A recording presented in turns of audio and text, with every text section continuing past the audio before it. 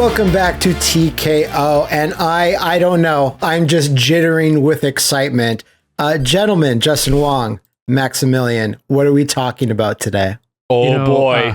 Yeah. We pushed this a few back because there was just so much fighting game news in general, right? And then I know Matt was just so upset because you love stuff like this. But we're talking about fighting game media, right? And what are we talking about when it comes to fighting game media? Well, I both of you know that there's tons of fighting game media out there. Like between like the 90s going into the 2000s, like there was a flurry of stuff, like a lot of animated things. Today, since there's so much to actually go through, we have to separate, we have to crunch it down. We'll talk about animated stuff because that's this whole other category. And a lot of that is like not even really movies. Like a lot of those are just short animations. Like some of them are like 40 minutes long. Street Fighter Alpha Generations. I even think Street Fighter Alpha, I think it's called the movie, but it's something like 61 minutes long. Like it's barely a film. Is that the one with the not Seth guy, dude with the glasses that sucks everybody's power? He doesn't suck everyone's power. He collects the data. The data. Collects that data. Yeah. So I think to start us off on this inaugural like fighting game media episode, we better stick to the live action or theatrical movies. And there's one animated movie we have to use as the tone setter because you could lobby that this did appear in Japanese theaters, video, of course, for the rest of the world. And we have mentioned it a few times before. I think it all got us through our puberty years, including one scene in particular, and that is Street Fighter 2, the animated movie. And we have mentioned the various cuts and stuff, but I want to start with Justin. Where did you first see this film, and in what venue was it? Was it like a home video thing? Was it the laser disc? I'm very excited to know. So this movie is a 10 out of 10. It's 100% for me, 10 out of 10. And I remember vividly that I went to this place called Penguin Village. It's Chinatown, like little mall, and it has like little those game shops. But then next to the game shop was an illegal DVD center where they would just sell like bootlegs of like VHS tapes of Dragon Ball, where animes during the time, and then they had a Street Fighter one, and I was like, oh really, there's a Street Fighter one. So I bought it, took it home, and I loved every second of it just because of like the artwork, the intro of Ryu just charging up that Hadouken in like that grassy stage that we see in Alpha 2 and also in the Street Fighter 5 stage. That was like the sickest like opening ever. The fact that they emulate the Super Street Fighter 2 like Ryu, like so this is so cool. Yeah, so that was my experience, and I mean anytime like somebody would want to watch the movie or if it was on, I'm tuned in for sure. Yeah, what's really interesting about that opening scene is that they kind of hide a bit of what like that core thing of the movie, or not core, but like really important component where you see like this weird green overlay looking at Ryu, and it's like Ryu likes hates spiders, likes martial arts, blood type, and it says like power level like 52, like 9,000 or whatever. So it says that, but it doesn't give you any context until later in the movie. Like why did that show? That's weird. It's not explained. But I watched pretty sure I watched the censored version first, where I rented it from my local, it wasn't the illegal bootleg store. I hope that was the name of the store you went to. It just says it on the front. It had no name. It was literally just a shop, like literally the small corner. And the guy, like he didn't have no room. It was just VHS tapes everywhere, and he was just sitting in this like little stoop in this like spot, and there's like no walking room whatsoever. So that's when it's like the most illegal thing ever. This is like early weed dispensary days. No signage, can't put anything. You just gotta walk in. But we have fighting game anime. That's so that's our drug of choice. Yep. Justin, when this guy like came out of the store, did he say, "Hey kid, want to come with me to watch some fighting game anime?" And you got into his car and you drove you to another state? What got me was that he had this like CRT like on his like store, and then people just watch Dragon Ball outside. Like literally there will be kids outside of the store just watching anime from there, and you could just purchase it. So I mean, technically he was luring us kids to buy bootlegs. Yes, that's nice. You got to start early. You got to start the kids off early. So yeah, like I watched the censored version, and when Ryu DP's Sagat, it's this really awkward cut where it just zooms in on his face, and you can tell because the lines that like outline the characters are like blurrier and like they look crappier because they zoomed in, and he's just like and he's like holding his chest, and it should be a big bleeding wound, and it's zoomed in more. Out. Yeah, I think it's painted out. So yeah, that scene is such a tone setter. And like, even as a kid, it's starting up and it's going like, oh, there's the international group called Shadow Law, which I never really found out. I'm assuming that's just like a mistranslation somewhere down the line. Like, I don't know. Like, Shadow Law sounds way cooler. It does. Like, it does. Why did they stick with that? Anyway, they just start talking political things like, there's this happening, and there's this conference happening in England where this dude is doing like a presentation, and you see Cammy in that cool red cape, red hood, and that scene following, like, how are you going to follow up that great Ryu versus Sagat battle? And they do it with like this sick ass animation of Cammy grabbing the guy, breaking his neck. The hooligan. And aside from the middle, I'd say the middle portion of the movie, it just kind of drags. There's a lot of long scenes where nothing's really happening. It's just random battle after random battle.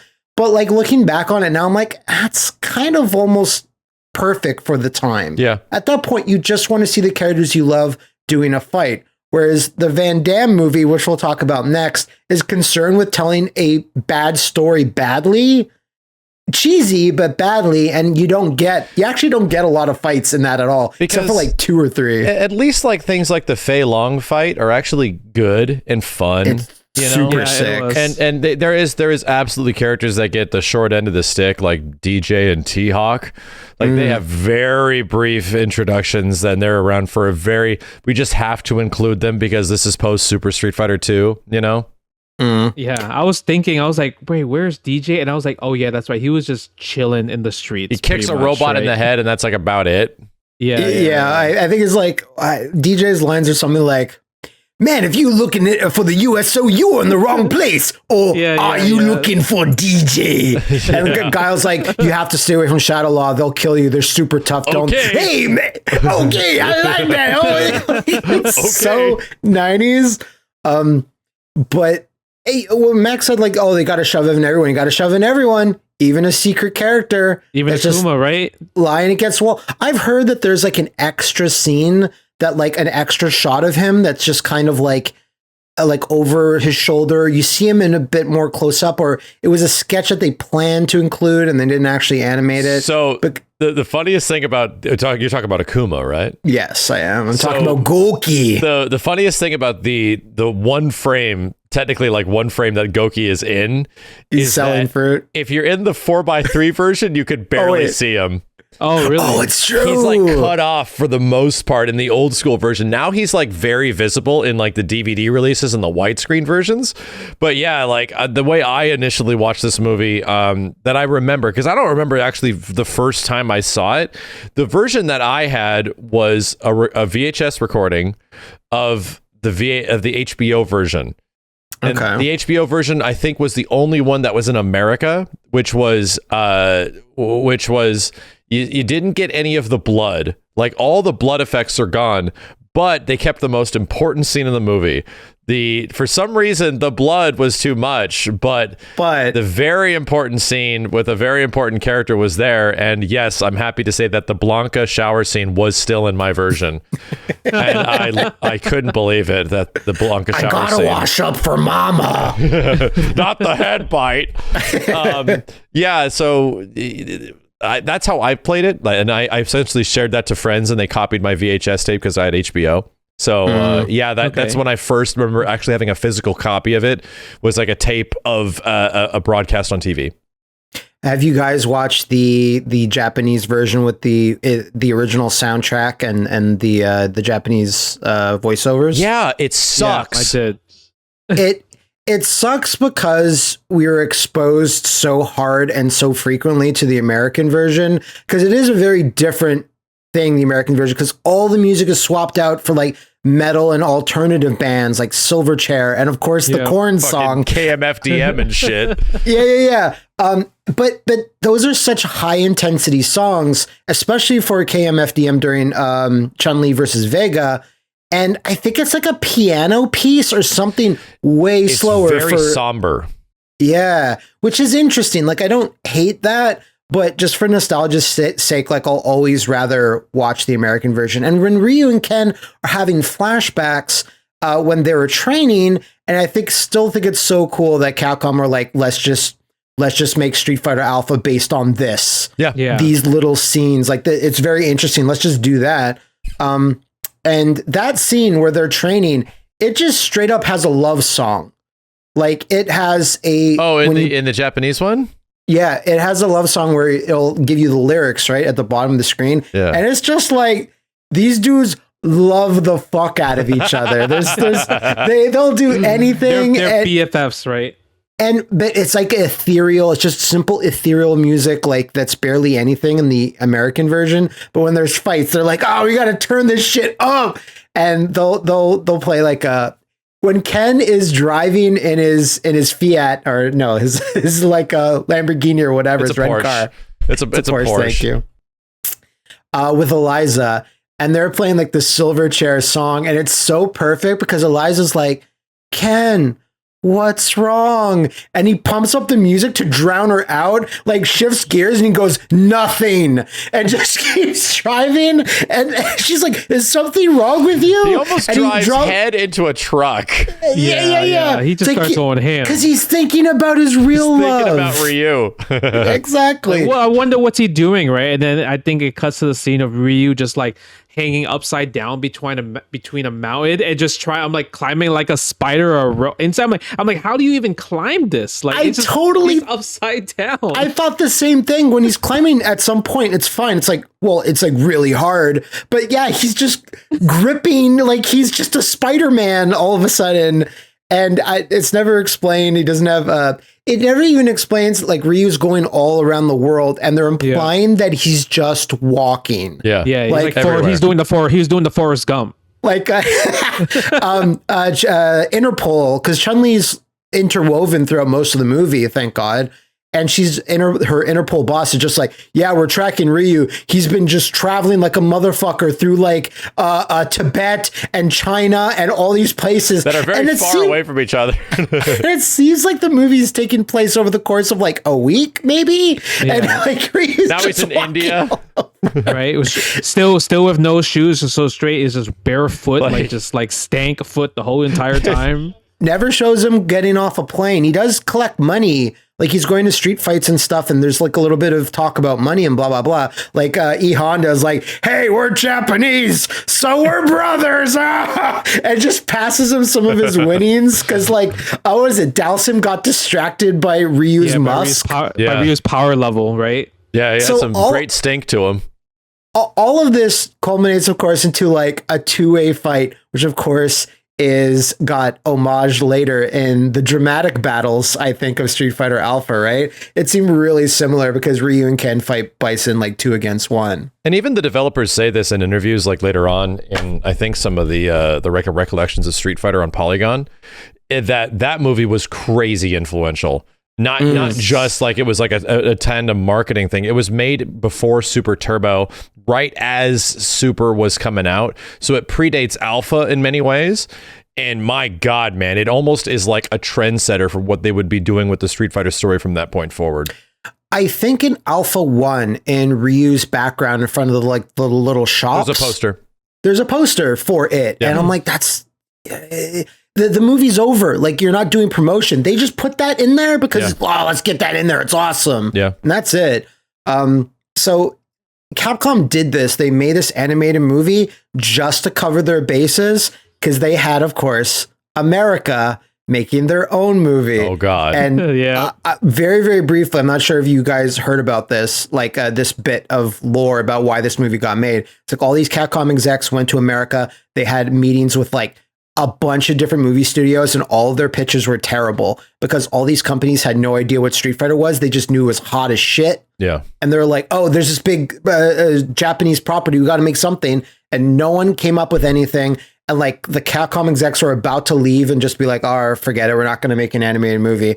And they gave one Stephen E. D'Souza, who is a scriptwriter for Die Hard and Arnold Schwarzenegger's Commando, among other movies. They're like, listen, you have to get a script out, like a story treatment at the very least done in like a weekend. And we're going to present it to them. And I think the main thing that made Capcom go, oh, okay, they're like, we can merchandise the shit out of this because it's basically just G.I. Joe. Yeah. And we can have toys. Yeah, exactly. We have toys, all this stuff. And Capcom, okay, fine. Like, you know, like maybe they wouldn't have accepted this if it was the first offer they got. But since they're about to leave like America and like never try this again or not for a long time, like that's the way that's why the movie is what it is. Street Fighter, just Street Fighter. Which always confused me as a kid. I'm like, why isn't it called Street Fighter 2? That's stupid. And the movie, what were the movie guys supposed to do? Yeah. They call it Street Fighter 2, and they're just like, people are gonna ask, where's Street Fighter 1? Oh, what is your guys' experience watching Street Fighter? So I almost have to like test my memory of this, and I'm curious to see what you guys remember. I remember watching this like maybe 10 years ago with a friend. And not ever seeing it in full, just like knowing of the memery and stuff like that. So I watched it probably like 2009, 2010.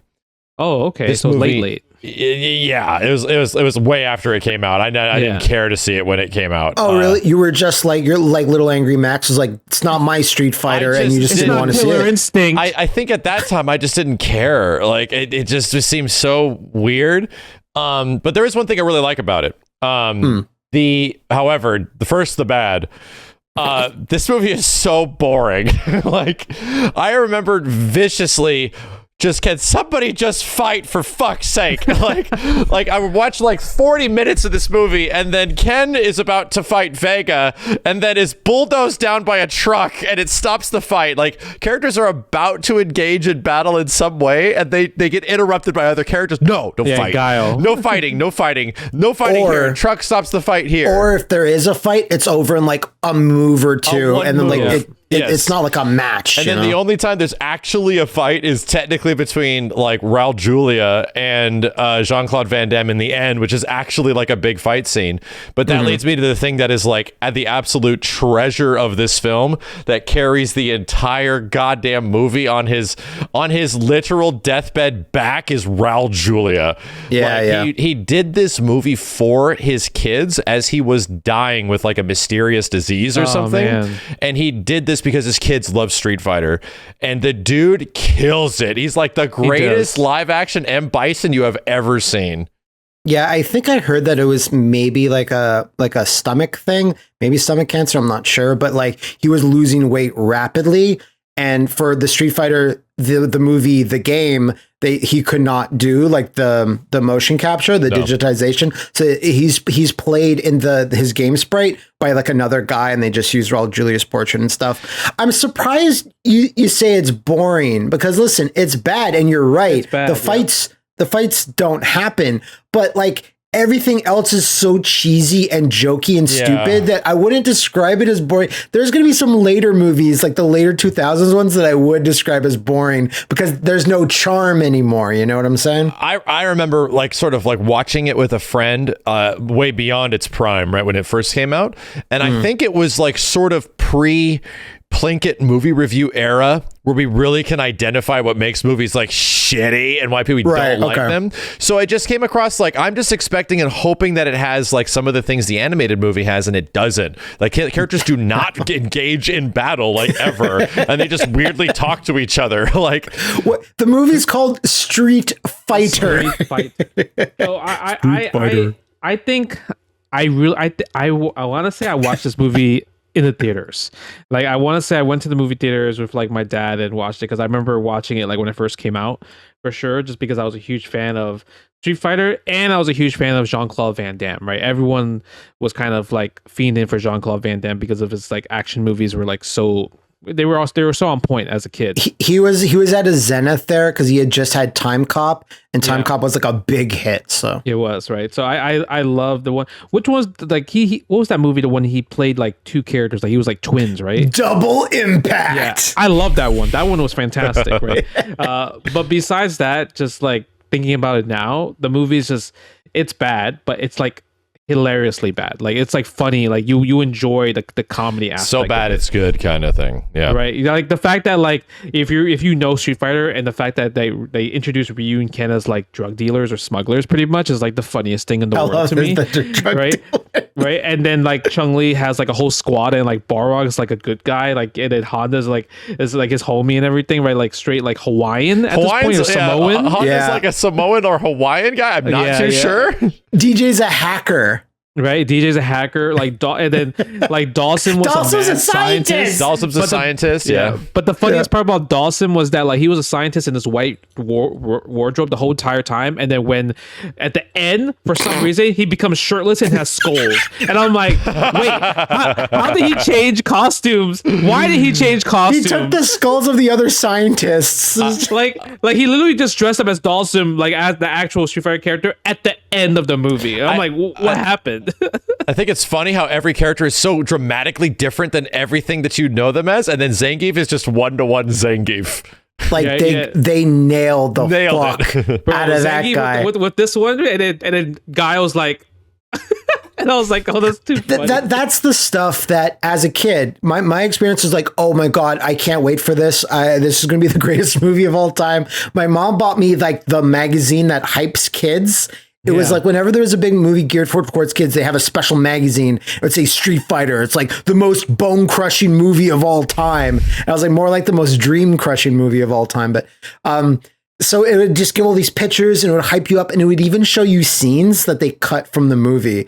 Guile fights a snake in a tunnel. Wait, what? I've never seen that. Max is talking about where all the fights, they cut them because Guile has a fight with a fucking snake, and they just cut it out, right? So when I finished watching this, like I hated it. I was like, oh my god, because I was like 13, 14, so I'm kind of like wanting a bit more stuff on the edgy. Like I wanted Street Fighter the animated movie, right? Yeah, of course. So this, I was just like, boo, I hated it, and I went like for a good decade being like, oh god, this is the worst, like what an embarrassment. And then after that, when I started watching it again, like when DVD became a thing, I got this special edition DVD, and I was like, let me reevaluate this. And now I'm on the side of like, I love this fucking thing. It's the worst, but yeah, it's the best. It just ages better, right? When you get older, just because you laugh at it, and you notice like little things that's pretty good. Like I love the fact that like Bison Raul Julia, he was just playing a mini game we're trying to shoot down Guile's ship, and you just see the got the arcade board, right? You just see the arcade board and like the literally a random game. I don't even know what it is, but that was fantastic. That was just beautiful. And there's like that scene where Balrog and Honda and Chun-Li are like doing a little magic show to infiltrate Bison's camp, and one of the big barrels has Capcom written on it. Stuff like that. So it's stuff like that where it's like, that's really fun. Like it's definitely someone on the production was like, let's get little nods and references in there and stuff. On that DVD I mentioned, it had two of the weirdest extras I've ever seen in like a DVD thing. They just included a full match, or like 2 out of 3 matches of Super Turbo. Wait, what? Where it was Guile versus Bison trying to recreate the final fight of the movie, and they made sure that Guile's color was blue to match his in-movie persona, and they just have 2 matches. So this is the DVD. This is on the DVD. This is on the collector's edition DVD that came out like in 2006. So they do a Super Turbo machinima. Yes. Oh my god. The actual in movie fights. That's kind of amazing. There's no commentary. How was the match? How was the match though? I have to watch it again. I think I still have the DVD somewhere. I'd like to watch it just to I don't know. I can make content out of this somehow. I don't know how. And the other funny extra is they have a director's commentary. Now that's not obviously weird in and of itself, but it's the director's commentary from the Laserdisc version from 1994 or 95. So he was hot off the movie. He was hot off the movie.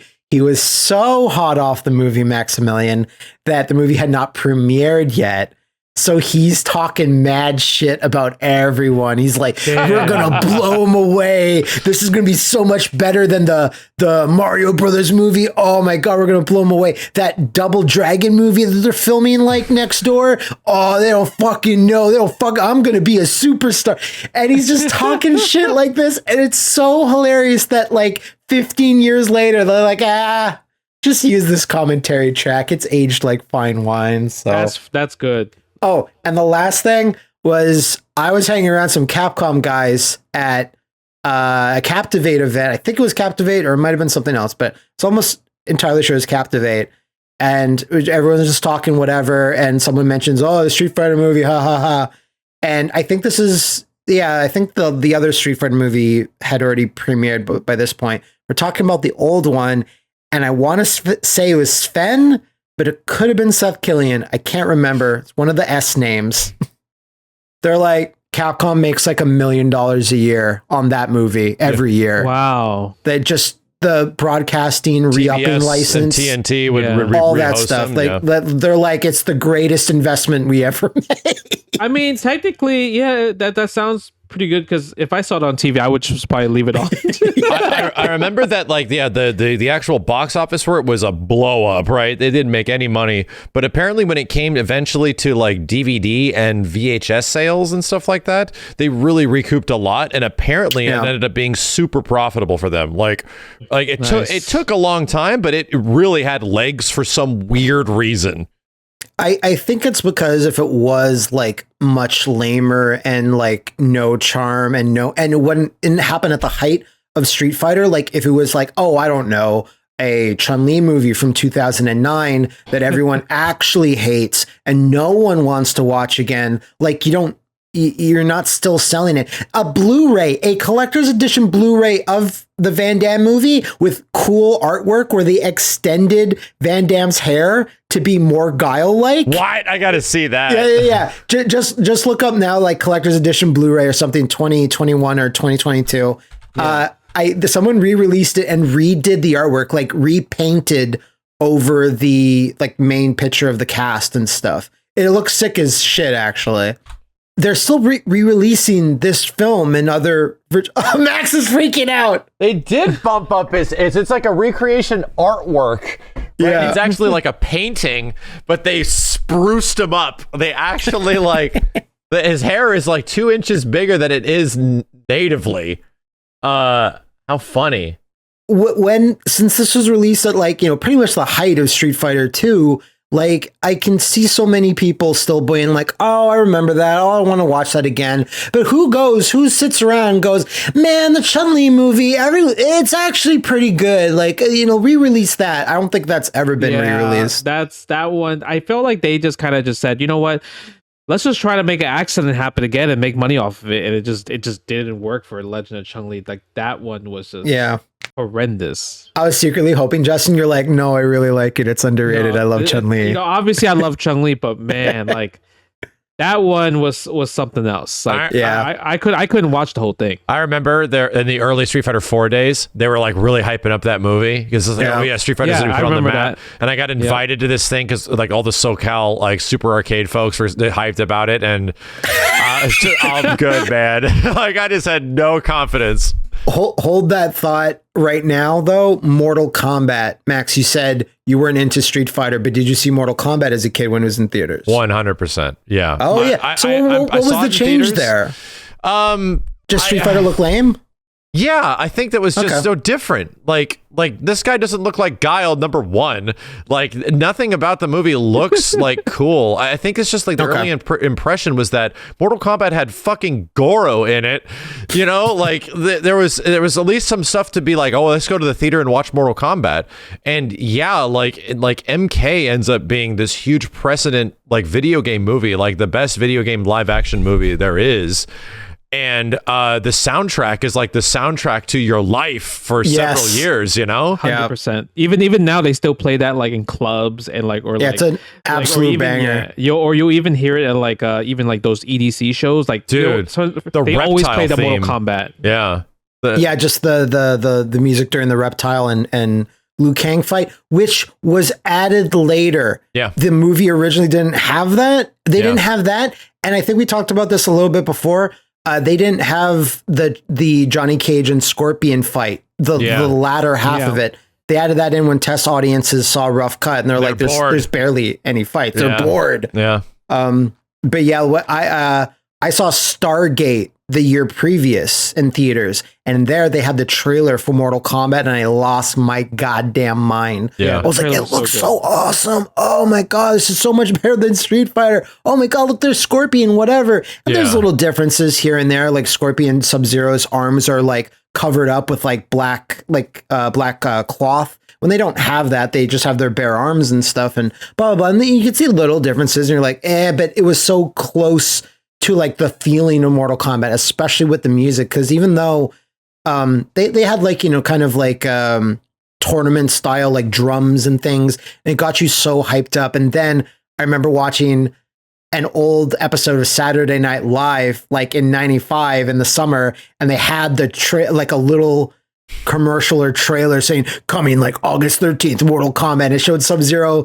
freezing that jobber that does all these flexes and poses and is trying to be all cool. And Sub-Zero kills him in like one shot. And I was just like, oh my God. And when I actually saw it, I was like really happy with it. There's of course things that people point out like, oh, you never got a Scorpion versus Sub-Zero fight. That kind of sucked. Or Scorpion and Sub-Zero are just like jobbers. They just work for Shang Tsung. They work for Shang Tsung, which is fair. Like they were great jobbers though. They were because those are like two like probably the best fight scenes in the movie. Because Scorpion and Johnny Cage, man, like that fight scene was is badass, dude. What a cool setting too. You know, like the bamboo forest. Yeah, that's why. You know, so many people remember, like it's the same thing as Street Fighter where people at least remember it, and having those movie skins in MK11 was like, wow, that's a good call. Like we haven't seen anything like that before in like modern Mortal Kombat, just reaching that far back into the past. It's funny how like when the fighting game movies that are really good and have a lot of reverence go on to like influence the games themselves. And it happened with Street Fighter 2, the animated movie, and it happened with the original Mortal Kombat movie. Kano, we've talked about before. Kano like got influenced. This character changed completely almost based on the movie. Yeah, for that.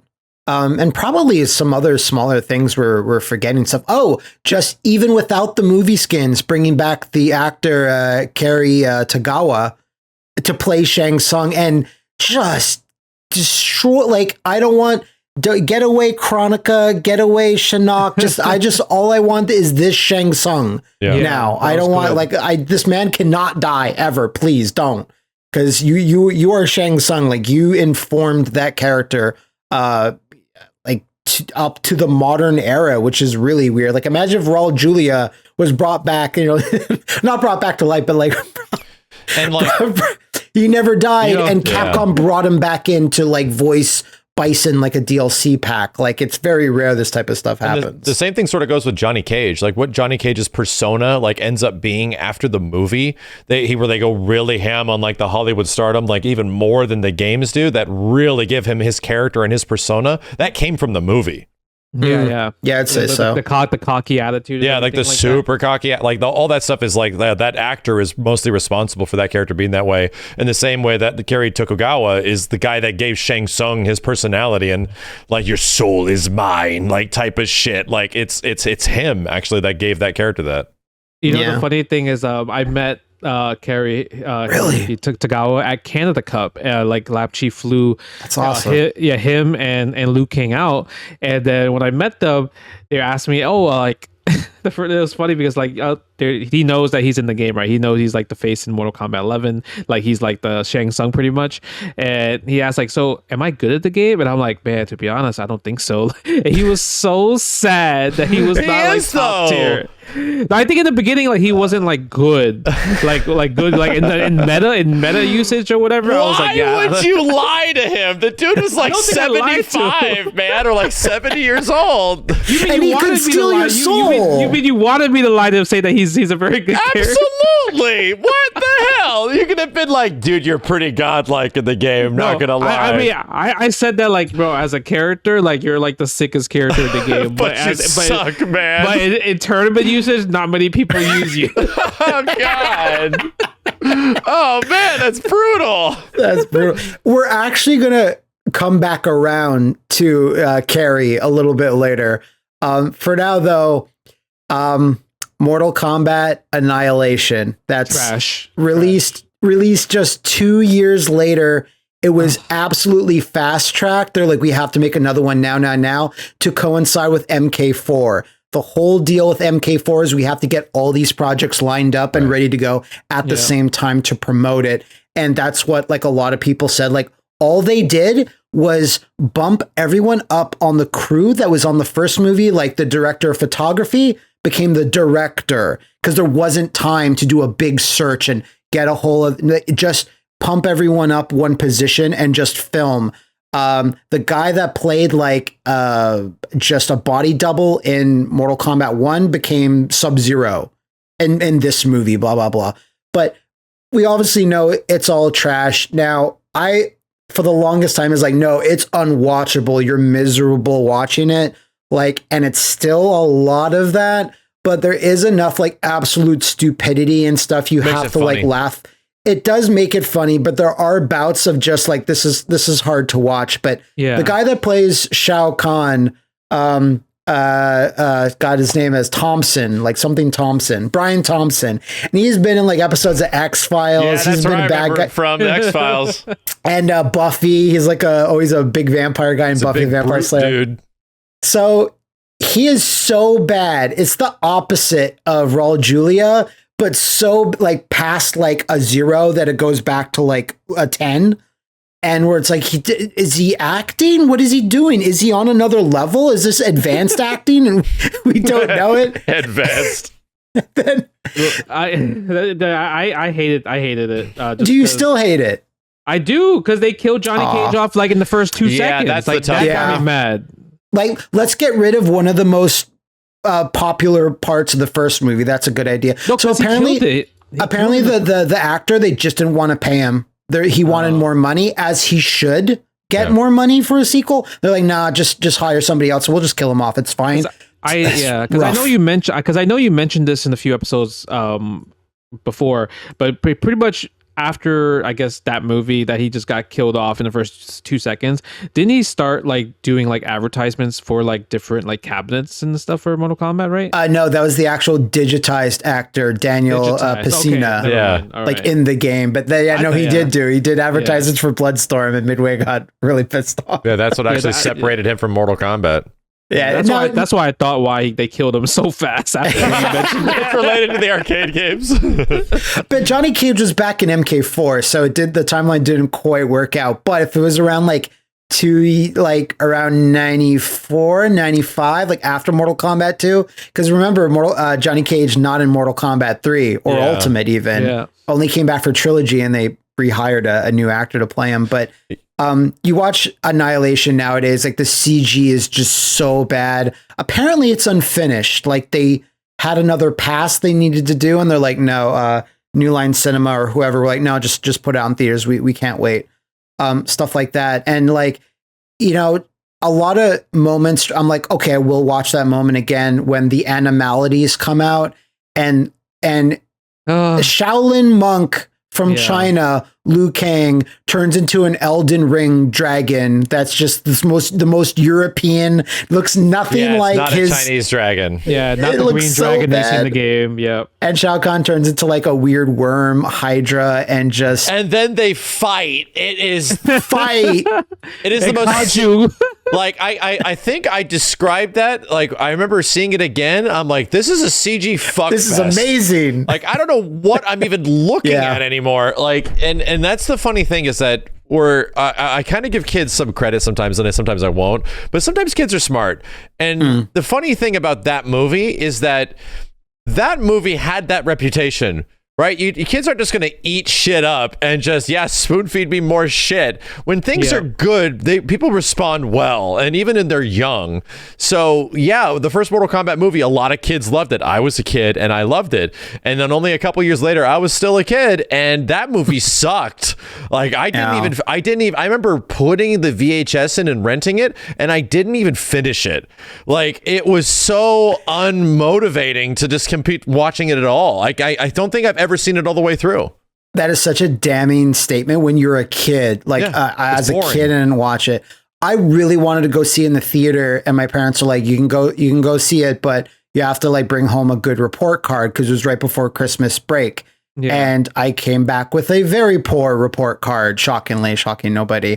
So like, you can't go see it. I'm like, oh, okay, I won't go see it then. And I didn't. So then I watched it when it did come out on VHS, and like, my memories are hazy, but like that's bad that they're hazy because they weren't hazy from the first Mortal Kombat movie. Yeah. So I hated it for a long, long time, and I still kind of do.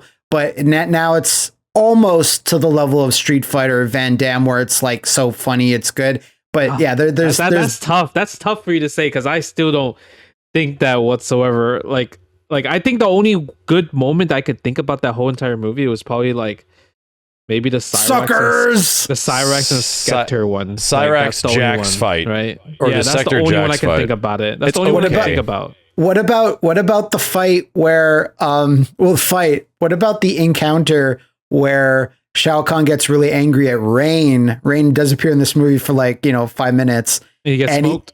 He gets smoked, or he knocks Rain into like a fiery pit and he dies. But when they did that, all they did was recycle a shot of a Baraka dying. Really? Wow. I didn't even know that. Like the last 2 seconds, it's like you just see the actor that's playing Baraka with the little like white shirt and the red cuffs. Wow. And he just falls in, and they're just like, no, there's no time. So we don't have time for that. There's something I noticed about this movie when I was like briefly watching it, because I still have not seen it from beginning to end in full. I don't think I ever have. It's too hard. It's difficult. Like it's a hard watch, man. But it's like this was their approach when they came to it. And it's like, okay, we're gonna have a bunch more fight scenes, right? So what made the first movie popular? Like this is the idea that the first movie is actual filmmaking. They're actually making a film, right? The second movie, they're just like, so what made the first movie popular, right? What was good about that movie? Techno and fight scenes. Yeah. And that's what the second movie is. We just have a fight scene, cue the techno, and expecting the same result. But no, there's proper buildup, there's anticipation, there's the techno works with the scene well because it's sort of coordinated that way, like, and that's what the second movie is.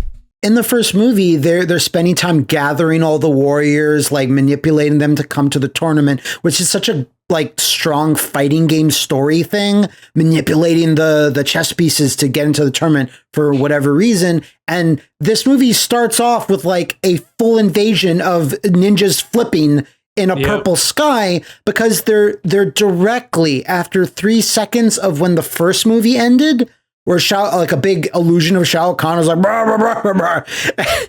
And they start off there, which kind of fucks over the pacing of this movie for the rest of it. Not to say it's fault completely, but the fact that they just kind of didn't have Shao Kahn start talking and then say, oh, there's going to be a tournament in Outworld, I dare you to come back, blah, blah, blah. Then he goes away. No, they leap over Mortal Kombat 2, and now they're like, now we're talking Mortal Kombat 3 now. Yeah. Because Mortal Kombat 3 was the game out that no, Mortal Kombat 3 came out when the first movie came out. So whatever, MK4, I guess. Because remember, Shinnok is in this movie. Yeah, and it was pretty clear that when the first movie came out, even though it was Mortal Kombat 3, there was clearly up to MK2 influence. You know, there was like Katana was Reptile. In it, you know, there was Reptile. And then by the time the next one came, it was like full on invasion, like Earth fucking invasion type crazy shit's going to happen, just like Mortal Kombat 3.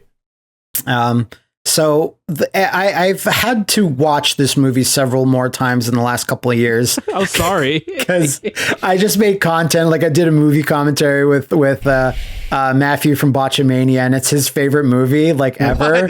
Yeah, he's really? Like, no, it's amazing. I don't care what anybody says.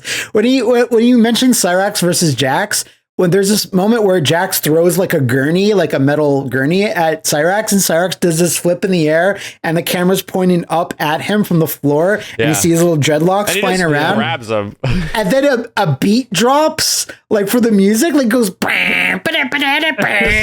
And he's like, "Oh my god, that's so cool."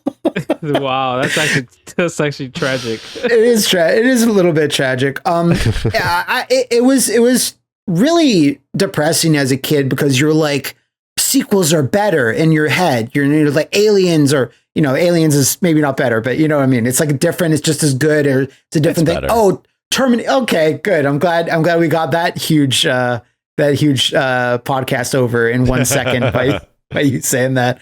Terminator 2, blah blah blah, and you're just Mortal Kombat Annihilation. Like the marketing worked from that perspective. But it's so, because it killed Mortal Kombat movies from then on out. They could never get another one going. There were all these attempts to try to like, listen, Mortal Kombat Annihilation still made money. It wasn't like hugely profitable, but like they just never got it. Mainly because the producer, Larry Kasanoff, sued Midway, saying it was all my work that made these characters popular. Ooh. And you owe me $40 billion. Wow, really? I didn't say million. Wait a minute. I said 40 billion. Is he from MK, the first movie or the second? He produced the first movie. Okay. He's the producer. He owned Threshold Entertainment, who made all the Mortal Kombat media, the cartoon show, the live action TV show, and like the little animated things at the time. So it was like, I'm spinning this off into whatever. And he like sued Midway, or tried to sue them, and say it was like the only reason Mortal Kombat's still big nowadays is because of like my stuff. So you owe me like $40 billion. That's weird you mentioned that, because you brought back ancient memories of the Mortal Kombat animated show. I forget what it was called. You'll know. Guess what, Max? Yeah. I have the answer right for you. It's called Defenders of the Realm. Defenders of the Realm. So here's a crazy backstory to me and my animation career. I was an intern for a lead character animator of Mortal Kombat Defenders of the Realm, who was also a Universal animator. So he was working on Land Before Time 4 or something, and like some mask thing.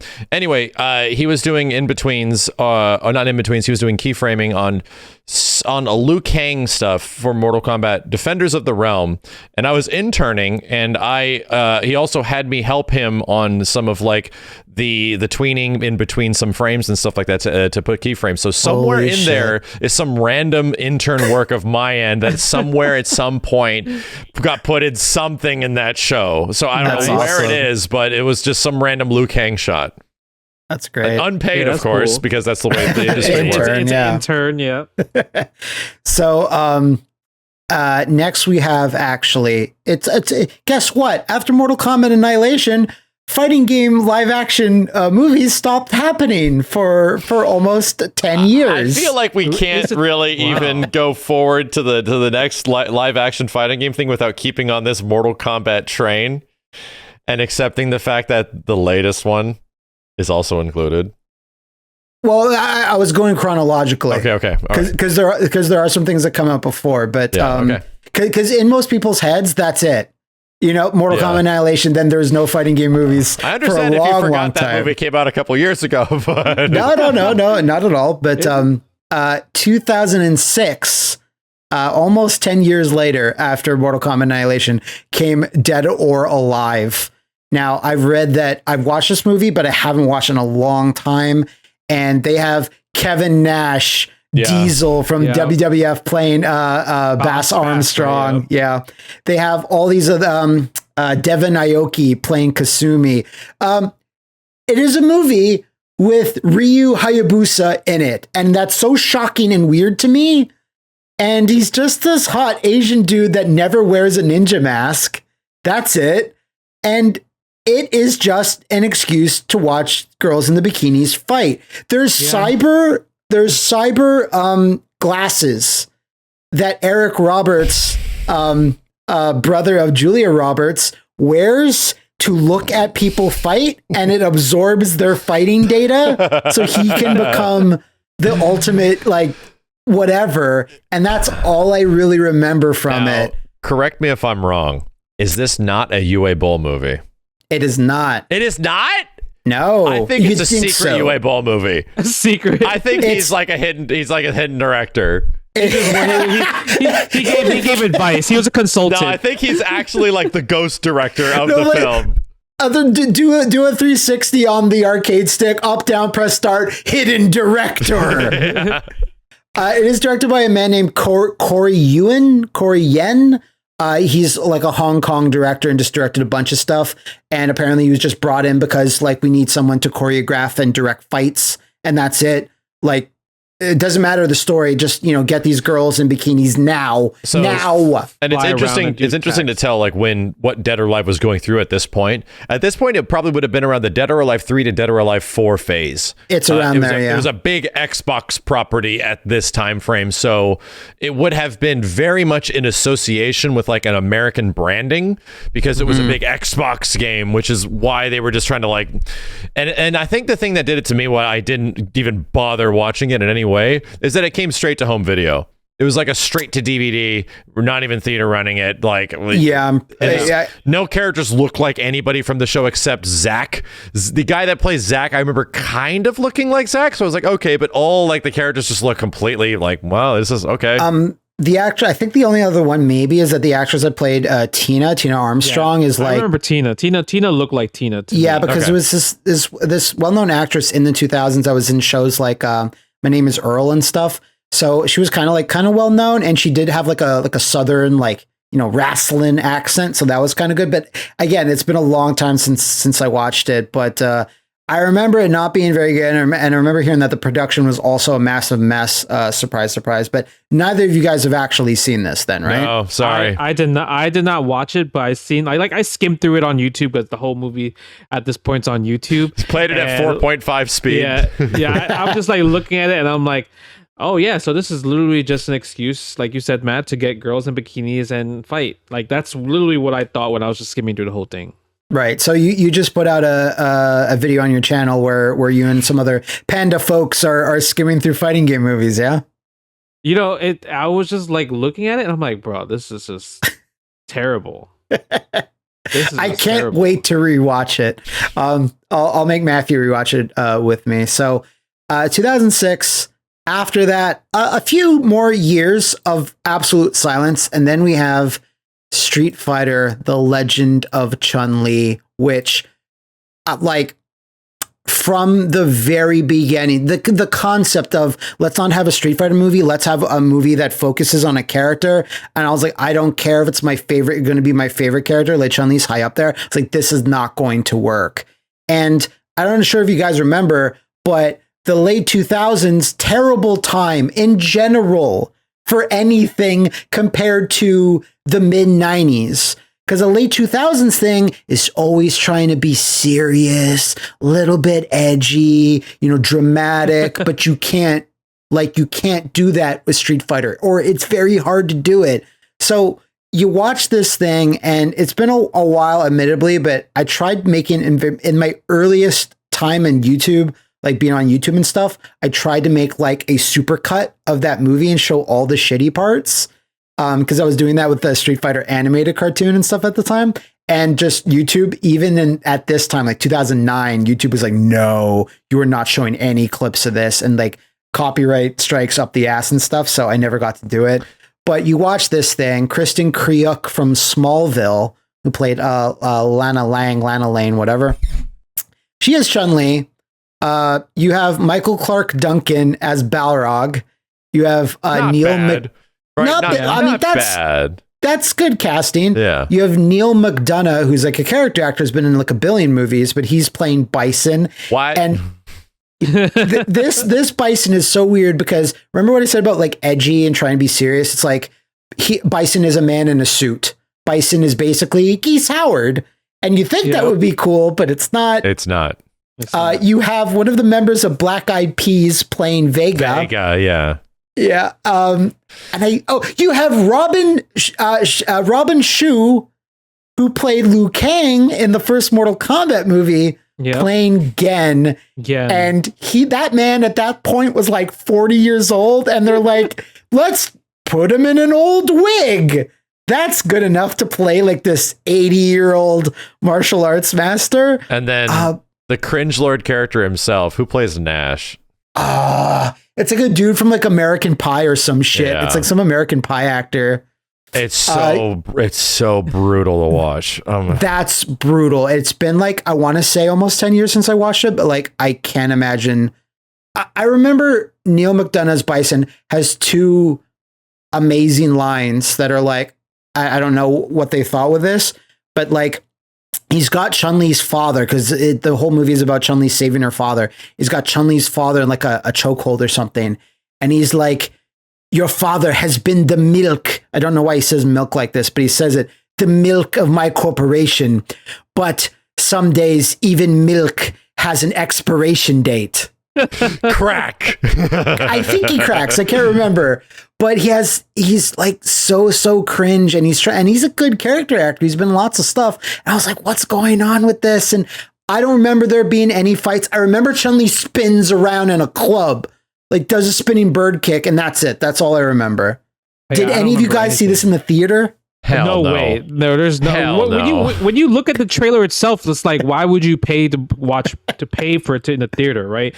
So I think there was zero confidence. A free DVD. Yeah, I think I got a free DVD from Capcom, and then that was it. And then I couldn't even watch the whole thing. It was literally impossible.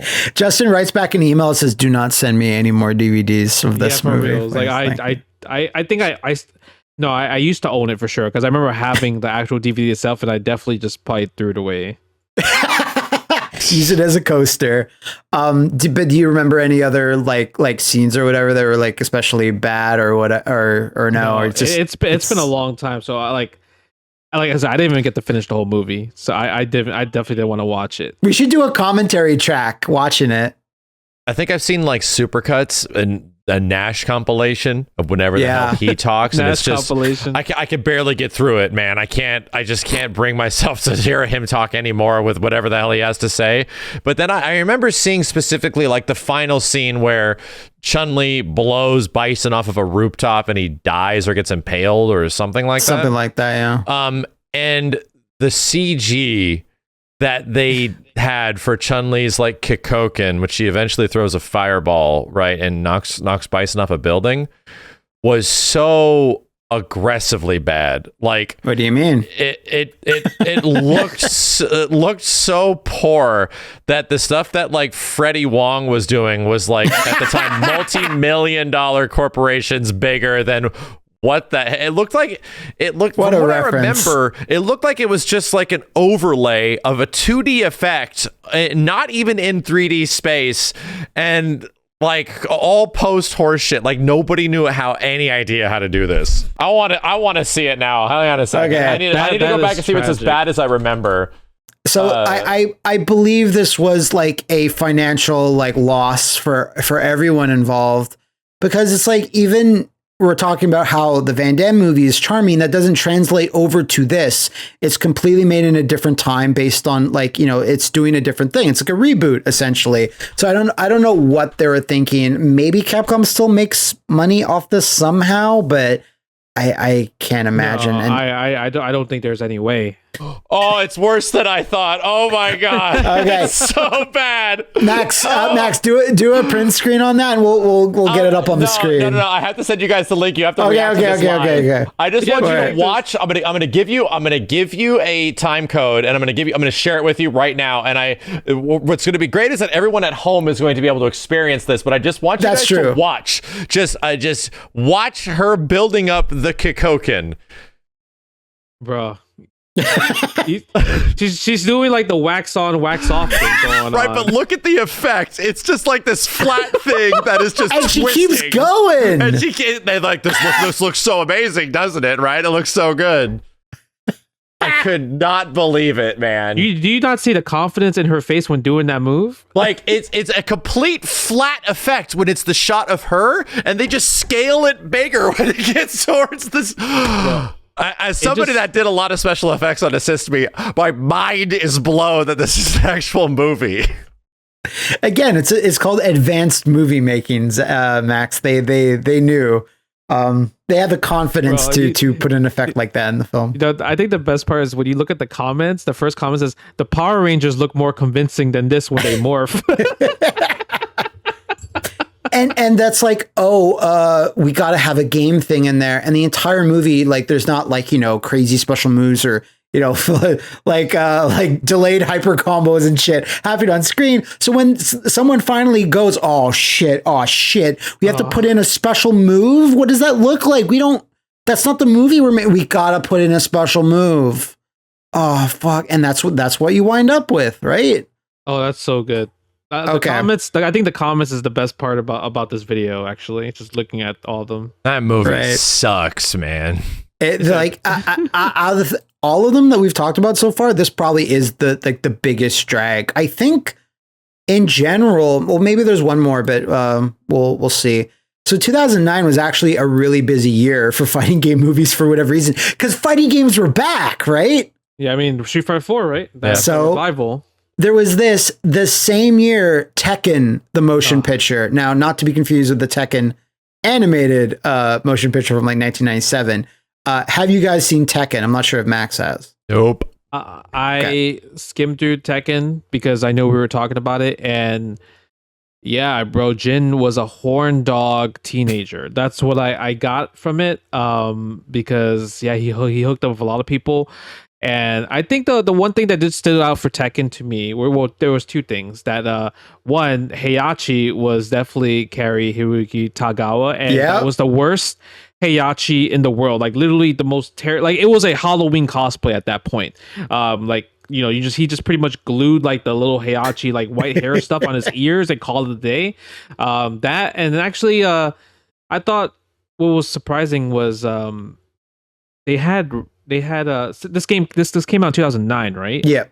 So they had Raven in there. It's post Tekken 6. They have Raven and Miguel in it, actually. Yeah, they have Raven and Miguel, and then and I thought they looked good, like Yoshi and Raven and Eddie. That was like the only thing I'm like, bro, like they look really good. So the weird thing is this movie slavishly is devoted to a lot of the character designs. Like they stay really true to like almost all of them. Jin even gets like his gloves from Kazuya, but he gets them in a different, they're not Kazuya's, they're actually Steve Fox, because Steve Fox is in the movie, but he doesn't fight. He's kind of like Jin's trainer. Yeah. So the movie definitely takes some liberties with the story. They basically say after the Tekken Wars, the world is like falling apart and is controlled by 7 corporations. And the greatest corporation is Iron Fist. It's just called Iron Fist, right? And it's still Heihachi is the head of it, and Jin is like a freedom fighter, and it's all mixed up and it's kind of weird, but at least they make it like their own thing. Like they commit to an idea here. And when they actually get to the Iron Fist tournament, they do a good job at emulating the glitzy show that Tekken sometimes presents itself as. Like, Tekken Tag 2 and stuff. Like, it presents itself like, oh, it's a big, fun martial arts competition. And to get around the idea of, like, well, we're not traveling around the world to go to different places, they have sets in, like, an arena. And the sets are made up to be, like Moonlight Wilderness or, like, a fun vacation area. And my main issue with this, because I watched this, like, a few months ago, because I was doing another commentary, the main issue is Kazuya is the worst. The worst. He is the central villain, but they say Kazuya should be crying, whimpering, and complaining the entire movie. He's like, no, my daddy doesn't love me. I will take over Tekken one day. And he's always scheming and he looks upset. I'm like, that is not this character. Yeah. Except for maybe Jin. Everyone else is like, that's Eddie. Eddie shows up. He looks exactly like Eddie Gordo. He just mashed a bunch of moves out. That looks like Yoshi. Heihachi is great, but like they spend so much time on Kazuya, and it's like cringy that like I'm sure that actor is doing his best, but he's it's real rough out of almost all of these because the movie's close to being like, that's not too bad. The fights are also pretty solid, but this is the time where MMA was starting to get like super, super big and the mainstream. So all the fights are very MMA. All of them. And everything, a lot of grapples and tackles. A lot mounted punches every fight. Yeah, that makes sense. Those types of things are in Tekken, but it's for characters that like don't even do that shit. What also sucks is that they mention characters, but they never show up. They're like, oh, martial law had a great, amazing fight against Paul Phoenix last year. But you'll never see it. You'll never, ever see it. Yeah, that was back in the day. Yeah.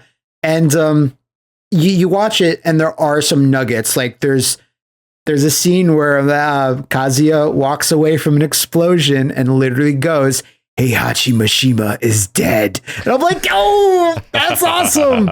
And there's a bit. That is sick. Because, it was pretty fresh in people's minds, that scene, right? So, and the last little bit, which was like, oh, that's really sick, is, spoilers, Kazuya betrays Heihachi and like steals the Tekken Corporation from him. Yeah. And Heihachi's about to like maybe get killed. It's unclear. And Heihachi, Kerry Tagawa, looks up at the person's about to shoot him in the face. He's like, I am Mishima Heihachi. I am Tekken. And it cuts and it just goes to the next scene. And then at the end of the movie, after the credits, there's a Marvel post-credit scene. And I'm like, that's awesome. So what is it for, though? Is someone turning Devil Jin or something? No, they never even. None of that. Devil Gene is never really explored. Unfortunately, I would have loved that though. It would have been cool. The only thing I also was like, damn, why they had to do her like that was, why did June have to just like die from like a missile? Yeah, she doesn't get to fight. They literally just bombed, like, because Jin and June were living together, pretty much like mom and son, and pretty much a missile just comes down, blows up their house. Jin avoided it, and yeah, that was the end of June. It's a bit sad because you never even see a few training segments, like flashbacks, where she's training Jin, but that's about it. Big shout outs to Max might like this specifically, since this is the future, right? There's a memory device to store data, and they're like, Jin, you have to get us this memory device. You have to run it over to us and steal it. And he comes back and he's like, Jin, you have no idea how like precious this is. This holds over 20,000 gigs. And that's it. It's like what's a high number? What's a high number? 20,000 gig. Did they say gigabytes? Yeah. Okay. They don't say because they can't say, you can't say 3 terabytes because that doesn't sound like a lot. No. So for a mainstream audience, what's a lot? 20,000 gigs. They should have just said, this memory device has the power of 16 PS3s. Has the power of the sun in the palm of my hand. We could launch a nuke with this. So this apparently was a bit of a success because in 2014, some 5 years later, Tekken 2 Kazuya's Revenge came out. And this has a different actor playing Kazuya. Kerry Tagawa returns as Heihachi Mishima with no hair. He's just young. This is young. Yeah, I guess that's what they're going for. And I think Brian Fury is also in this. Brian Fury was in the first Tekken movie. This is the one I actually have not seen myself. I keep meaning to. A nice fan years ago sent me a DVD in the mail, and I was just like, oh, that's sick. I never even knew this existed. So I do want to see this one, but I did read some reviews basically stating like this is really drab and really boring, but the fights are actually quite good. They're choreographed pretty well. The first thing I did was look up like what the cover looks like, and I see Tekken 2 La Venganza de Kaguya. Like it's like the Spanish version in HD DVD. Bro, how much to rent on Amazon? So remember I said 2009 was still, we have a third fighting game movie that was made in 2009, and that is King of the Fighters. Please tell me one of you have seen this. Of course not, Matt. We're not. We don't watch this weird degenerate stuff that's so terrifying. King of the Fighters. You know, I did not watch it, but I can't Google that. I skimmed through it, and I don't understand what it was. Like I literally was trying to watch it, and I'm like, this is nothing like King of Fighters. They just took the names of characters and just made a brand new movie. So, if I was to ask either of you to watch just one thing, it would Max is having Ray Park is playing like a crazy edgelord, not Iori. No, Ray Park, Darth Maul is playing a Rugal. No, that's Rugal, dude. So is this main dude supposed to be Kyo? Yeah. Is it a white guy that you're looking at, or is it an Asian dude? Yeah, that's Kyo. They don't talk about why he's a white guy. They don't talk about he has a sword. That's the sword of Kusanagi. They do have the 3 sacred treasures in this film, to be fair. The best one to me was like Mai and Iori are like boyfriend girlfriend type of thing. Yeah, Iori is played by like Will. God, I forget his name, but he was the main character in this the game Sleeping Dogs. So he's a very good actor, but like he's terrible as Iori. This is such a weird thing, this weird connection. The guy that plays Terry Bogard, Terry is an FBI agent in this film, because of course he is. His name is David Letich or Letich, whatever. He tried his hand at being an actor. It failed. Then he's like, you know what? I still really like fighting and choreography. I'm going to direct movies instead. Years later, he would create and direct John Wick. And now he's like a big established, like, action movie director. I think he also directed Atomic Blonde, but the John Wick thing is weird because 2 guys directed or co-directed that movie or whatever. It gets a little, confusing, but that's just a weird thing. Terry, the guy that played this awful Terry Bogard. So what I did when I was making YouTube shit posts is I took Terry's scenes and I just overlaid all of Terry's game noises and quotes over any time. Hey, come on! People are talking to him in normal English in the movie. It's like, Terry, we have to get into another dimension to stop the Orochi. We have to go now. And he's like, okay. It was a great time. But this has an alternate dimension where people put on an earpiece that sends them to other dimensions to fight, and that's where they get special moves and stuff, because you can't have real special moves in real life, right? That doesn't make any sense. Oh yeah, so because that other one makes way more sense. It does, Max. Technology, come on, it's always evolving. Come on. The story is Rugal steals the 3 treasures, gets super powerful. Everyone has to stop him. That's basically it. But I encourage you both with some friends or something to watch this one, because this is approaching so bad it's good, with the amount of ridiculous stuff that happens and keeps happening. And just when you see this version of the SNK universe, it's because it's way more complicated than Street Fighter. You know what I mean? Street Fighter is generally it's just a tournament that happens with all the monsters and mystical bullcrap that happens in KOF. Like, this thing is kind of special in that way. It is out now in stores, and you can rent it on Amazon Prime. Available now. I don't know. I just skimmed through it, and it just seems so terrible. You know what's funny? I know is that, like, of all the things we're mentioning, like Mortal Kombat of the live actions is like the big one that stands out that is still pretty good, like Mortal Kombat 1. And then there's some like nods here of so bad it's good, like Street Fighter the movie type of thing. I think I have to give special shout out to a really weird and absolutely bizarre scene in the middle of City Hunter featuring Jackie Chan. Yeah. Where Jackie relives the Street Fighter. He like gets sucked into an arcade machine or something like that and has to fight Street Fighter characters. Chun-Li. Yeah, that was good. And he dresses up as Chun-Li at one point, and it's shockingly better than most of these movies. That reminds me, I remember Justin said he wanted to give a shout out to that bootleg Street Fighter movie. Tell us about it. So Future Cops, it's a movie made in Hong Kong, like I believe in like 1993, and I guess like what a lot of people do in Hong Kong is make like a lot of bootleg movies without asking for like permission and rights. So they use a lot of Street Fighter reference characters that you definitely can't recognize, but they don't use their names like Ryu, Ken, and stuff like that. So this pretty much is a future, like you're in the future. Bison is called the general. They're trying to stop the general from like taking over the world. So the general goes back in time and tries to kill this one dude that pretty much like stops their future. Very Terminator 2-ish, right? Go back in time and kill like Sarah O'Connor or like the son and everything. So he goes back in time and then the people that go back in time are the good guys. Their name is Vega. Vega's name is T-Man, like so T-I-M-A-N. Okay. And then there's Gaio, but his name is Broomhead because his head's like a broom, right? Because it goes straight up. And then you have Ken, but his name is Kent, K-E-N-T, right?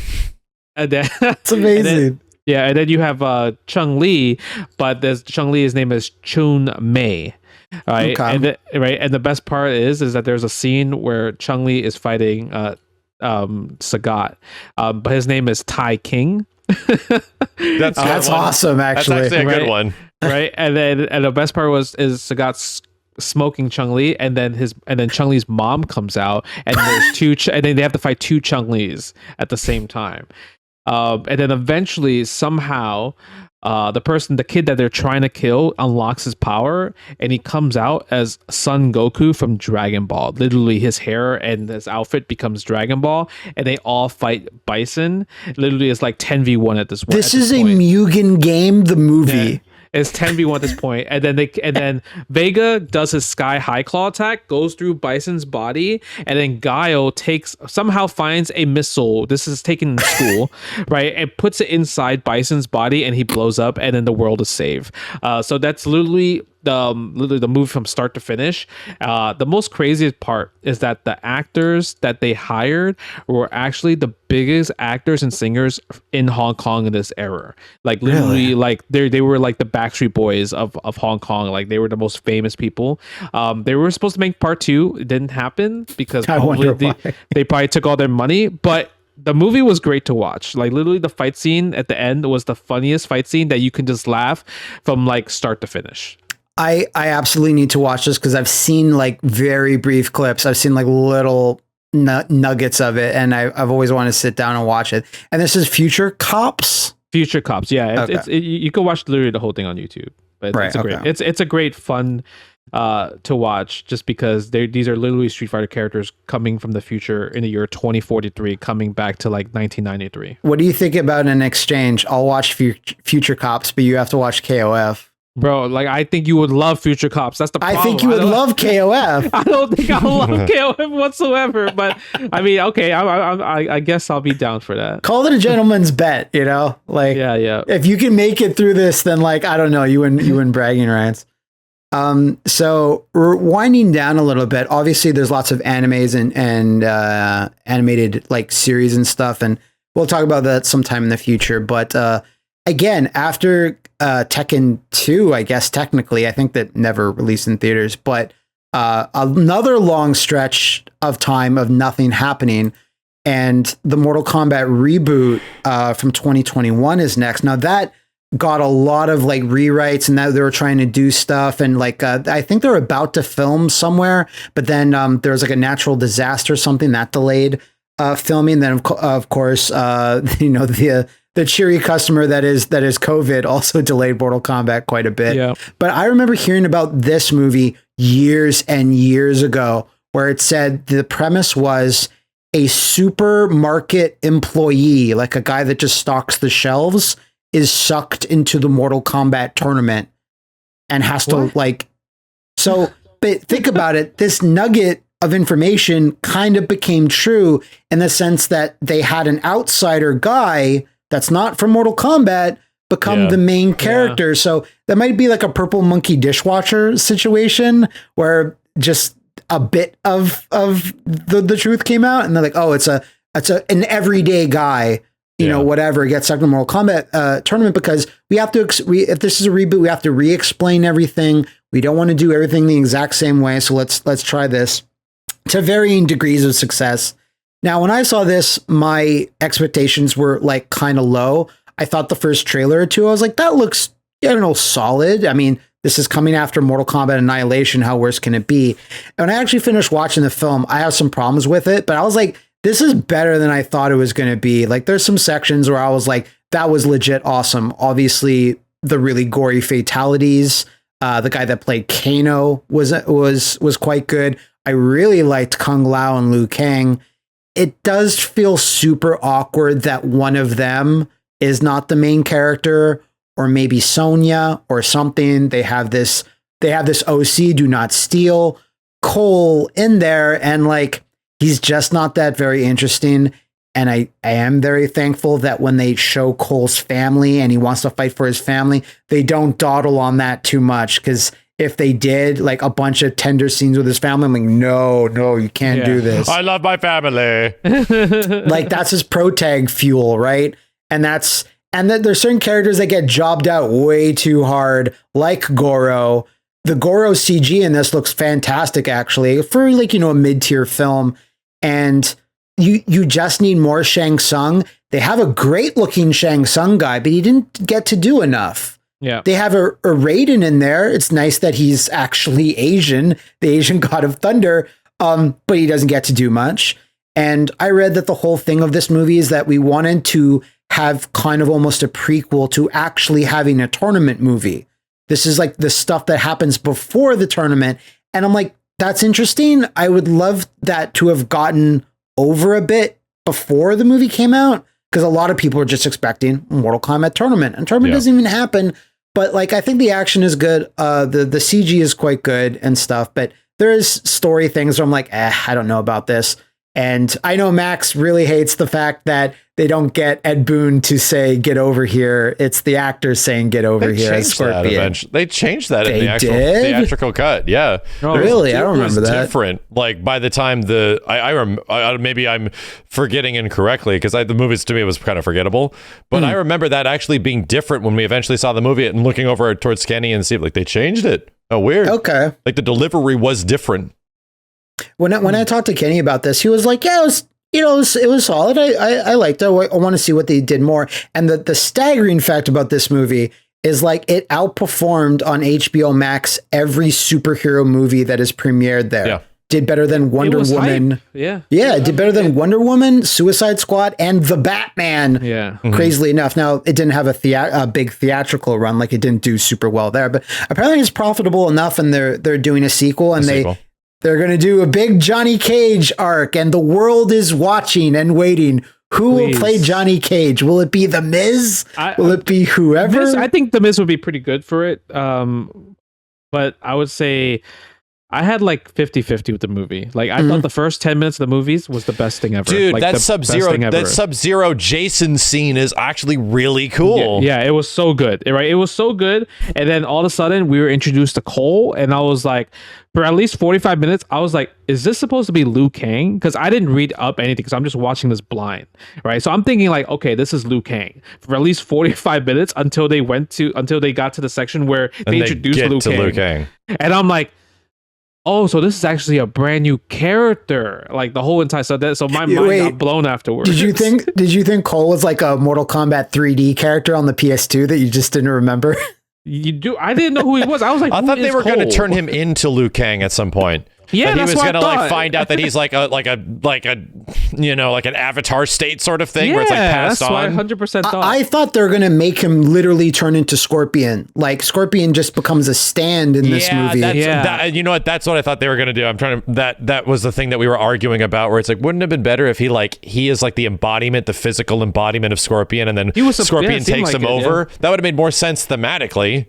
And then you just have that actor, like, maybe when he fights, he just becomes Scorpion. Exactly. And when he's not, he's that's talking. What happens. That's interesting. They might even do that in a sequel, because I think they know, like people's main problem with this film, or a lot of people's main problem with this film, is like, we don't really like this character. I don't understand why it couldn't be. But it all goes back to, we don't want Liu Kang to be the hero again. Yeah. And like, yeah, I get that. But at the same time, like, he's such an easy character to slot in there. And like, of course, they throw in Natara from the 3D Mortal Kombat games, just Throw She's her like in there. flying around and shit. She's in it for like 1 second. Yeah, Kung Lao smoked The other her. thing people had issue with, I want to know what you guys felt, but like they do this thing where they're like, again, people don't do all this super powered bullshit. Like, you know, how is Sonya supposed to like shoot lasers or whatever it is? So they have this concept of like everyone has this like key thing or arcana. They're training, right? Yeah. I thought, finding their key, like discovering it and what it ended up being was literally their special moves was a great idea. Okay, cool. I thought this was actually super cool. My problem is that like the tone of the movie is all over the place, and as soon as like I was having a tough time like putting into like a sentence, like a quick sentence, what I feel about it, just that I just don't like it. Like a lot of the time, it's a super violent movie, but it feels like a kid's film. And at times it feels like it's like an incredibly violent movie that's like made for 10-year-olds. But isn't that the Mortal Kombat tone? It is, but it's shockingly way better in MK1 original. That is not actually that violent. It just gives the impression of violence and hyper gore, but has actually like a lot better storytelling and character development and stuff like a very classic version of that. So to me, it's like better in the old one without the violence. I think doing that weird like balance that Mortal Kombat does, especially in the 3D era that got really silly, but still, you know, had violence and stuff. It's much harder to get across that tone in a film, like in an hour and a half. Yeah, that's tough. Like even like the greatest movies struggle with like that balance of tone. I'm like, is this a comedy? Is this an action? Is this a horror? And the way the first movie did was by making a couple of characters like really specific, like literal fresh off the boat. Like you have Sonya, Liu Kang, as well as Johnny Cage, all like strangers in a forbidden land type of stuff where they're just discovering things with the audience, right?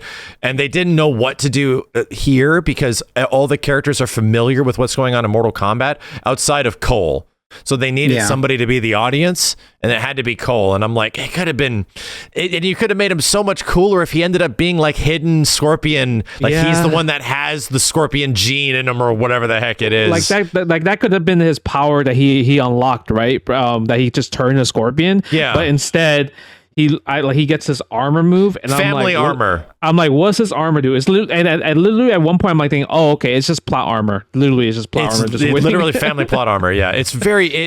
It feels like they could have taken it in so many directions that would have actually been really neat, but they just don't. Yeah. Do you know what they could have done? Is take the concept of Cole but make him Takeshi. Oh yeah, that would have been good too. Yeah, because I'll be down there's for the that. Scorpion connection. Yeah, sorry, what were you saying, Justin? No, I would have been down for that too. Like he's in the lineage.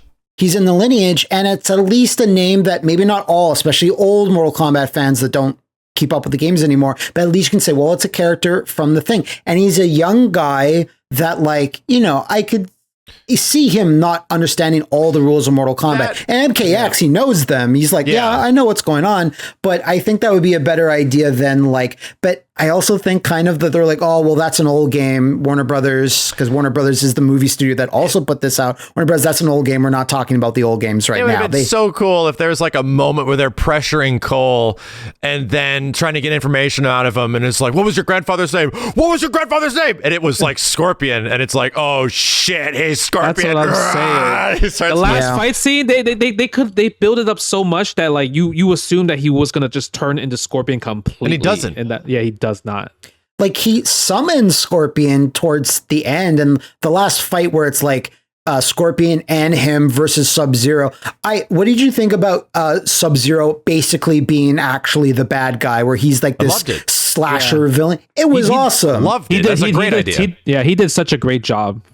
He's super scary, and they do a good job at that. That's like the coolest. I mean, I hate to say coolest, but that's like the best part. No, of the movie. say it, own it, man. Is those little chunks of moments like at the end with Scorpion and Sub-Zero when the fights get really creative, when the characters are all just doing nothing but badass special moves to each other. I'm like, fuck, this is cool. Unfortunately, this was the trailer. Like all the cool parts were in the trailer, but that's awesome. Like seeing actual like the spear and this and the ice things, and I'm like, damn, the whole movie should have been this shit. No, that's too much effort. And I'm like, man, but you know what? God damn it.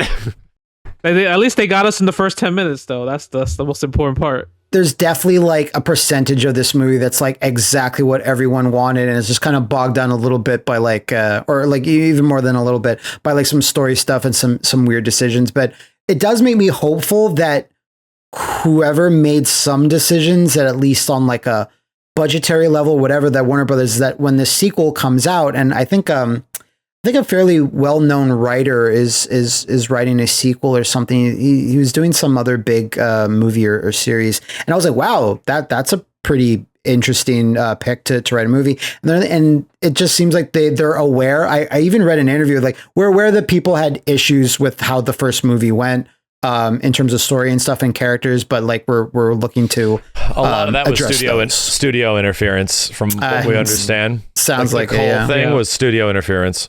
Yeah. I mean, it's the tale as old as time, really. There is the one bit where, okay, it depends on what it is. It depends on the franchise, but you know, the thing of like, they'll put stuff in the background, they'll make references and nods to things, and it's to make the audience clap, to make the audience go, oh, look at that. And like, I totally know when it's happening. I totally know when it's directed at me, but if it's just the right thing at the right time, I will clap the fuck out of that scene or that reference. And for me in this, it was like, they bring all the three heroes, or, you know, Cole, Sonya, and Kano or whatever, and they go into like the training grounds, and you just see Kano bumbling with Shinnok's amulet, which was such a dumb MacGuffin from the MK4 era. And it's like the most powerful thing. And he's like fumbling with his bottom. And then Raiden's like, don't touch that. And then they just walk away. And I love like a whole era being sort of condensed to this dumb like amulet like thing. And it's just, no one talks about it. They just leave it or whatever. Like, I want the Kami Dogus from the 3D MKs all lined up or something. Like that'll pop me every time. But, I was still thinking this was going to be a disaster, and I was surprised at how much, like, I was like, oh yeah, that was okay. I'll watch more of that. Like, I was thinking it was going to be like I was thinking it was going to be like Street Fighter Legend of Chun-Li type. No, it's not boring. Yeah, it's not boring. And that's the worst thing that a movie can be. A movie can be so bad it's good, but if a movie is just boring, you don't even want to watch it. Yeah, I said before, I'd rather be a 0 than a 5. Yeah, because you can enjoy a 0, and a 5 is Legend of Chun-Li. Shockingly dull. Yeah, shockingly. Please, can we get a Photoshop of the Legend of Chun-Li poster? And I want to quote. Shockingly dull. I want a quote from Max on there. So I think that about does it for the live action stuff. My last question, Matt. What do you got? Yes. If we could summon into this earth the existence of a fighting game live action, what would it be? Like another franchise being made? If you could have like a fighting game franchise, the thing exist into this planet. That's a good question. Soul Calibur. Soul Calibur? Yeah, I want to see what that would possibly look like, and have Uwe Boll direct it. Okay, that's what I want. That more than anything right now. Justin, I feel like it's so tough, but you know, Marvel versus Capcom 2. Bro, I was actually thinking Marvel's Capcom 1, like the fact that you could do like a crossover, a collab live action movie. I feel like it would be the most terrible thing ever, but I would pay to watch it for sure. MVCI's story does exist. No. I want live action. I want Mega 64 to make it though. in that, what's it called? That one film mode that they do for the Dragon Ball things. Exactly. Where everything has to be in camera. Do you have one, Max? Yeah, I want there to be not a full length. Like, I want an OVA length, 30 to 40 minute Killer Instinct movie. Of course. And I want to direct it. I thought you were going to say Darkstalkers for a reason there, but I mean, that's pretty close. Yeah, that's pretty good.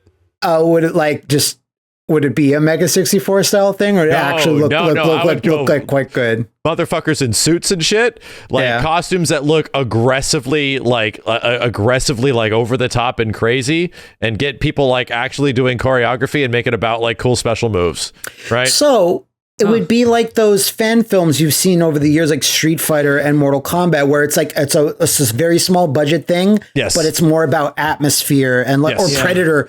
fan films. There's been like quite a good few many Predator fan films like the that. Predator, Batman Dead End. Yeah. Batman versus Predator versus Alien. I would get the guys versus Killer Instinct. There's the crew. There was YouTubers that made the Tekken versus Street Fighter Cross Tekken live action thing with like Ken and Ryu that fight Kazuya.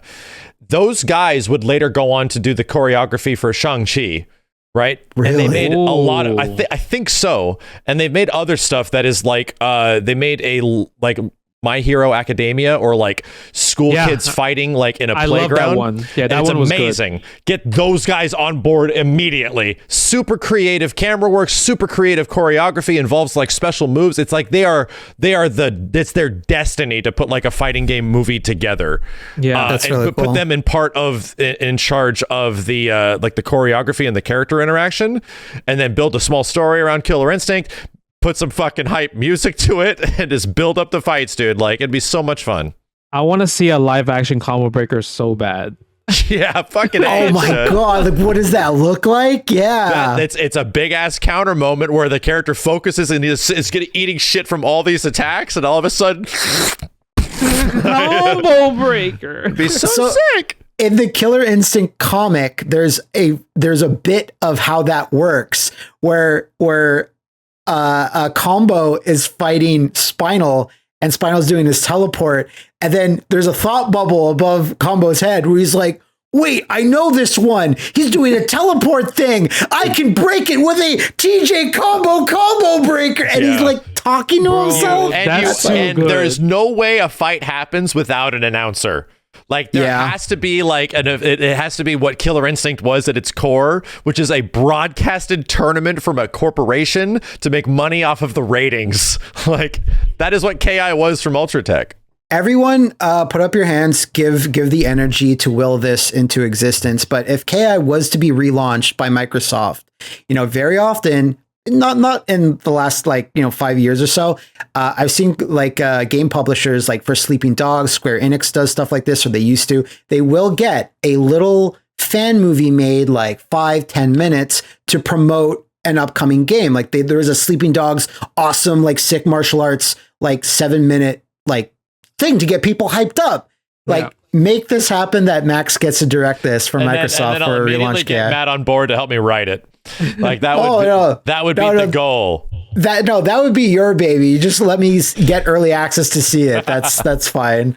So that's it for fighting game live action movies. If anyone has any suggestions that we could do for the animated stuff or series stuff like that, let us know in the comments, because this was actually the genesis of what this podcast was going to be originally. I was like, I just want to talk about fighting game media because it's so fun.